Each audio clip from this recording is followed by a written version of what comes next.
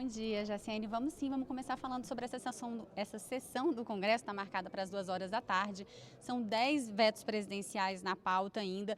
E a expectativa dos deputados e senadores é então limpar essa pauta para poder dar sequência à votação dessa questão orçamentária, que já vem aí com algum tipo de discordância, uma tentativa de superar as discordâncias desde a semana passada. Tem 3 projetos, 3 PLNs orçamentários que foram enviados aqui para casa, estão agora lá na Comissão Mista de Orçamento, precisam ser analisados lá antes de chegar na sessão do Congresso, para tentar então dirimir todas as questões sobre as emendas impositivas. A gente vai começar conversando sobre esse assunto com 2 deputados que estão aqui com a gente, o deputado Coronel Armando, que é vice-líder do governo, que é do PSL de Santa Catarina, e também o deputado Rogério Correia, que é vice-líder do PT e é do PT de Minas Gerais. Deputado Coronel Armando, houve um acordo para análise desses PLNs que foram enviados pelo governo? Houve um acordo para tentar resolver essa questão do orçamento impositivo? Olha, o governo tem que avaliar o que é melhor sempre para o país. A gente vive numa situação, nós temos que dialogar com o Congresso, isso faz parte da democracia, e o governo conversa. A manutenção do veto do presidente nos facilita na condução da política econômica do país. O Brasil vive uma situação que tem o limite de gastos, que foi uma medida do presidente Temer, tem a lei de responsabilidade fiscal e o orçamento, da forma como está, ele vem dificultando ao governo fazer a gestão dos seus programas de governo. Mesmo considerando que possa ter havido alguma coisa, o mundo de semana passada para cá, nós tivemos o agravamento do coronavírus, a Bolsa de Valores despencou em todo o mundo, abaixo do preço do petróleo, que reflete na economia do Brasil. O Brasil tem isso. Então tem que reavaliar isso. Eu acho que essa parte está sendo discutida. O PLN foi mandado no momento anterior a esse novo impacto. Nós temos uma tempestade perfeita aí. Então temos que reavaliar isso e o governo vai fazer essa reavaliação. Deputado Rogério Correia, existe então esse impasse desde a semana passada, se o governo está negociando ou se não estava negociando, e agora a gente tem esse fato novo dessa crise econômica que se agravou bastante, no ponto de vista mundial, ontem. Isso vai ter impacto na análise desses PLNs e do orçamento aqui? Bem, primeiro eu preciso dizer que o PLN foi enviado pelo presidente Bolsonaro, o projeto é dele, num acordo que ele fez com o Centrão. Agora, eu sempre disse que Bolsonaro é um homem sem palavras. Ele ganhou a eleição com fake news e não se pode acreditar na palavra dele. O Centrão foi acreditar na palavra dele, agora ele, derrubado o veto, ele já fala em rever o próprio projeto que ele enviou. Exatamente porque agora ele quer abocanhar 30 bilhões. Mas nós da oposição não fizemos acordo, somos contra acordo com o governo Bolsonaro e nossa pretensão é fazer com que esse recurso fique para a educação, através do Fundeb, e fique para a saúde no combate ao coronavírus. Porque se deixar para o governo Bolsonaro, a gente sabe que isso não será bem utilizado. E ao Centrão fica o recado, não se pode acreditar na palavra de Bolsonaro. Isso ficou claro desde que ele assumiu o governo no Brasil. Deputado Coronel Armando, o que a gente está falando quando a gente fala nessas emendas impositivas, né? A discussão, o acordo que tinha sido fechado, então são 30 bilhões de reais que, pelo acordo fechado, 15 ficariam sob controle de fato do governo, os outros aqui no Congresso Nacional. Do que a gente está falando para as pessoas entenderem? Bom, nós temos o PLN 2 e o PLN 3 que regulamentam o orçamento impositivo. Então, é uma parte que faltava depois da LOA, a regulamentação. O 2 e o 3 não tem problema. O PLN 4 transfere ao relator do orçamento 15 bilhões. Eu vou voltar à história das emendas. A emenda parlamentar começou com a Constituição de 88. Em 91, nós tivemos em 92, a máfia do orçamento. 2006, a máfia dos sanguessugas. Tudo relacionado à emenda. A emenda passou a ser individual impositiva em 2015 para 2016, a primeira vez. E esse ano é a primeira vez que a emenda coletiva, emenda de bancada, passa a ser impositiva. Então tem que fazer ajustes nessa situação. O governo tem, naturalmente, está sempre reavaliando. Isso faz parte de um governo responsável. Temos uma crise mundial. É muito fácil dizer, o governo não pode acreditar. Fernando Henrique mudou uma reeleição aqui. A Dilma foi reeleita e no ano seguinte, assim que assumiu, ela mudou todo o critério. O Pedro Bolsonaro faz durante o coisa e é natural fazer uma reavaliação, não vejo problema nisso.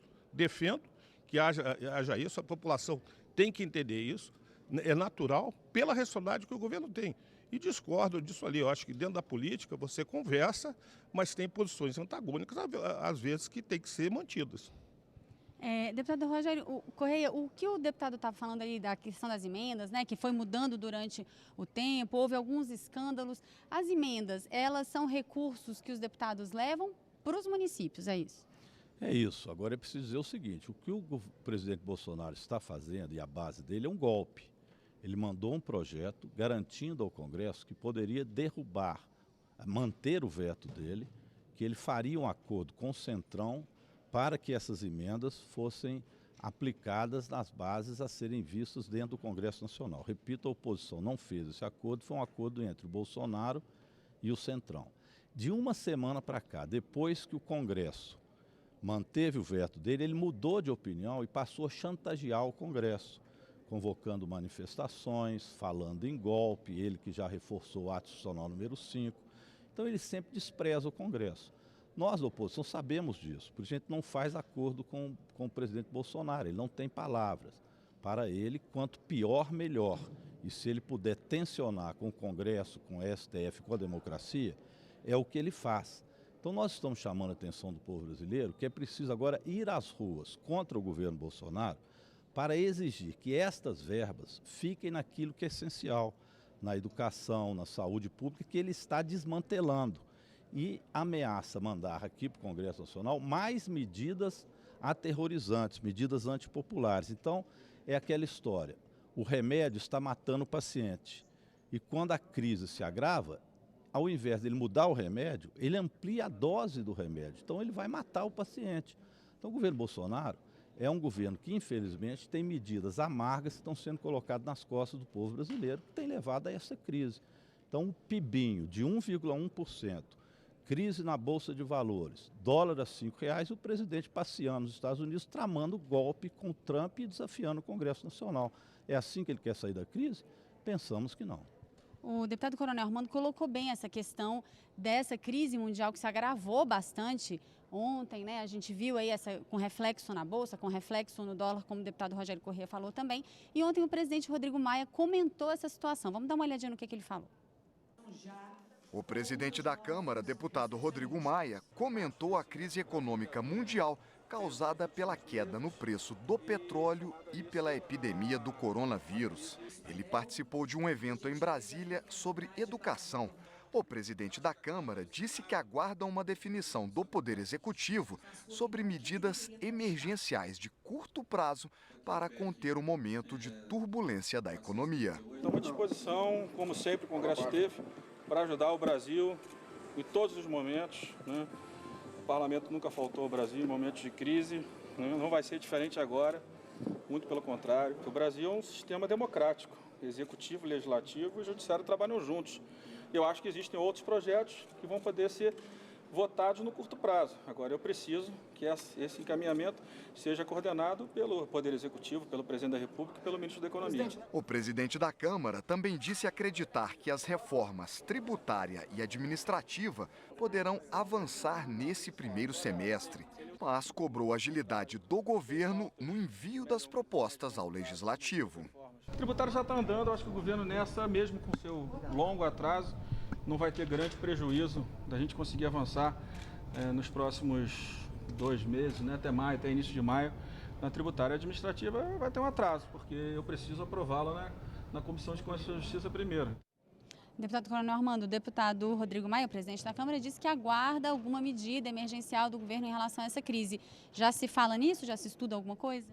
Com certeza o governo está estudando, é natural que seja adaptado. Veja, nós temos aí uma baixa muito grande do petróleo, uma briga entre a Rússia e a Arábia Saudita que conseguiu abaixar o preço, e isso vai destabilizar o mercado do mundo inteiro, assim como o coronavírus. Então ele usou uma palavra que a gente tem que ter certo, é uma emergência. Não é a nossa normalidade, é emergência, a gente tem que ter contingência para isso. O governo já tem as suas medidas, a reforma administrativa deve estar vindo o mais rápido agora, até porque há uma necessidade, a gente tem que entender isso como uma mudança que sempre será para frente, não é para trás, isso eu queria deixar pautado. A gente tem que trabalhar com esse objetivo, o governo federal, o executivo, o legislativo e o judiciário, e foi o que o Rodrigo Maia falou, tem que trabalhar em conjunto porque o momento é de uma gravidade para o país. A gente tem que, eu vou lembrar do desastre do Titanic. O Titanic era um navio que nunca ia afundar, mandaram acelerar e o Titanic chocou no iceberg. Aqueles que mandaram acelerar são os responsáveis por isso. Muitas vezes o Brasil acelera com políticas que não têm suporte e vai dar num desastre, como já deu em governos anteriores. Então nós queremos parar. Se o PIB foi baixo, é porque a condição mundial foi ruim. Não é porque o governo queria ter um PIB baixo, a condição mundial foi ruim. E agora está pior que o ano passado. Nós estamos resgatando, enfrentando um mar difícil, não é fácil, mas vamos enfrentar. Isso faz parte da responsabilidade do governo. Deputado Rogério Correia, é o lugar agora do Congresso, da Câmara especificamente, aguardar o governo se posicionar alguma coisa sobre essa situação emergencial ou tem alguma coisa que a própria Câmara possa tomar alguma iniciativa sobre isso? A Câmara tem que inverter o procedimento que o governo Bolsonaro está fazendo. O presidente Bolsonaro hoje é o comandante do Titanic e o subcomandante é o Paulo Guedes. O navio está indo para bater no gelo, para afundar. E eles aceleram dizendo, vou mandar a reforma administrativa para desmanchar mais ainda o Estado, para que o Estado enfraquecido possa fortalecer o mercado, que o mercado vai solucionar. O mercado não dá a solução, tanto que o PIB foi 1,1, piorou, pior do que no governo Temer, e a economia brasileira está parada, exatamente porque o Estado não faz investimento. Então é óbvio que o mercado não tem condições de reverter essa crise se não há a presença do Estado para fazer com que a economia e a roda dela gire. Como vai girar a roda da economia? Você precisa ter uma reforma tributária que divida renda. Mas a reforma tributária do governo Bolsonaro é para concentrar mais renda em torno do mercado. Nós não precisamos de uma reforma administrativa que destrua o Estado, mas que fortaleça o Estado. Fortaleça as verbas na educação, na saúde, no saneamento básico, no Minha Casa Minha Vida, no Bolsa Família, na aposentadoria das pessoas, para que o pobre tenha dinheiro no bolso e a partir daí a economia gire. Então o governo está fazendo exatamente o contrário. Por isso, o Brasil está afundando e eles aceleram o navio para que ele bata bem no gelo e afunde. Infelizmente, o Congresso Nacional tem sido, inclusive, vítima de chantagem do governo. Então o Bolsonaro aproveita isso para criar uma cortina de fumaça e tentar julgar o povo contra a democracia, dizendo que se ele governar autoritariamente, ele aplica essas medidas, mas são medidas antipopulares. Então a única solução que tem é o Congresso, ele frear esse ímpeto golpista do presidente Bolsonaro, essa política econômica nefasta, e o povo ir às ruas no dia 18 de março, protestar, fazer uma greve geral que está chamada pela educação, para a gente reverter esse procedimento e fazer o Brasil voltar a andar para frente, voltar a crescer e dividir renda. É a solução que nós temos para o Brasil hoje.